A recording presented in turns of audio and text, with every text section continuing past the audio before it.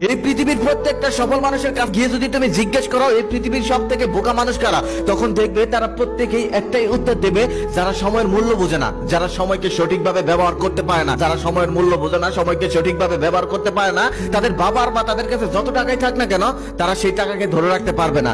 একদিন তারা দেউলিয়া হয়ে যাবে। এক গ্রামে এক বাবা আর ছেলে বাস করতো। বাবা ছিল ব্যবসায়ী। সে ব্যবসায়ী হওয়ার কারণে তার কাছে সময়ের মূল্য ছিল অনেক, আর ছেলের কাছে সময়ের কোনো মূল্যই ছিল না। হেলায় খেলায় কাটিয়ে দিত, বাবার কাছ থেকে টাকা নিত, আর বন্ধু বান্ধব নিয়ে আড্ডায় মেতে থাকতো। লেখাপড়া বা কাজ কোনোটাই সে ভালো মতো করতো না।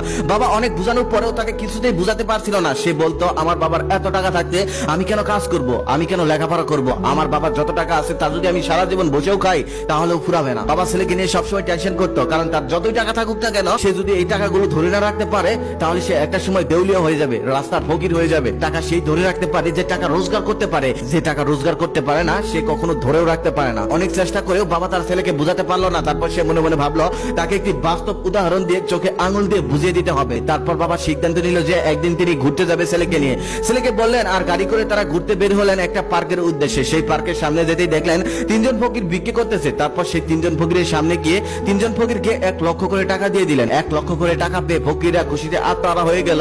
এদিকে ছেলের ভিতরটা জ্বলে পুড়ে ছাই হয়ে যাচ্ছে। ছেলে মনে মনে ভাবতেছে, আমি টাকা চাইলে আমাকে 10,000 টাকাই দেয় না, অথচ এখানে লক্ষ লক্ষ টাকা দান করছে, কিছুই হচ্ছে না তার, আর আমার বেলায় জ্বলে পুড়ে ছাই হয়ে যায়। বাবা তখন ছেলের মুখের দিকে তাকিয়ে বুঝলো ছেলে মনে মনে কি ভাবতেছে। তারপর ছেলেকে নিয়ে পার্কের ভিতরে গেল, আর পার্কে ঘোরাঘুরি করে তারা বাড়িতে চলে গেল। এভাবে 1 বছর কেটে গেল। 1 বছর পর আবার ছেলেকে বললেন, চলো আবার আমরা পার্কে ঘুরতে যাব। তারপর সেই পার্কের উদ্দেশ্যে দুইজন বের হলো। সেই পার্কের সামনে এসে দেখলো এবার একজন ফকির বিক্রি করতেছে, আর বাকি দুজনকে আর দেখা যাচ্ছে না। তারপর সে একজনের সামনে গিয়ে বলল, গত 1 বছর আগে আমি তোমাকে 1,00,000 টাকা দিয়েছিলাম, মনে আছে?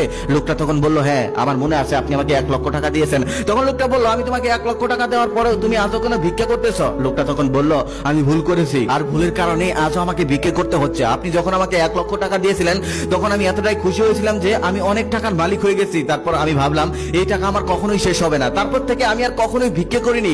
আমি প্রত্যেকদিন ভালো মন্দ খেতাম, প্রত্যেকদিন সেখান থেকে টাকা বের করতাম আর খরচ করতাম। আমি সবসময় এটাই ভাবতাম যে আমার কাছে 1,00,000 টাকা আছে, তবে সেখান থেকে বের করতে যে টাকা কমে যাচ্ছে সেটা আমি কখনোই ভাবিনি। 2 মাস পর যখন আমি হাত দিলাম তখন আমি অবাক হয়ে গেলাম।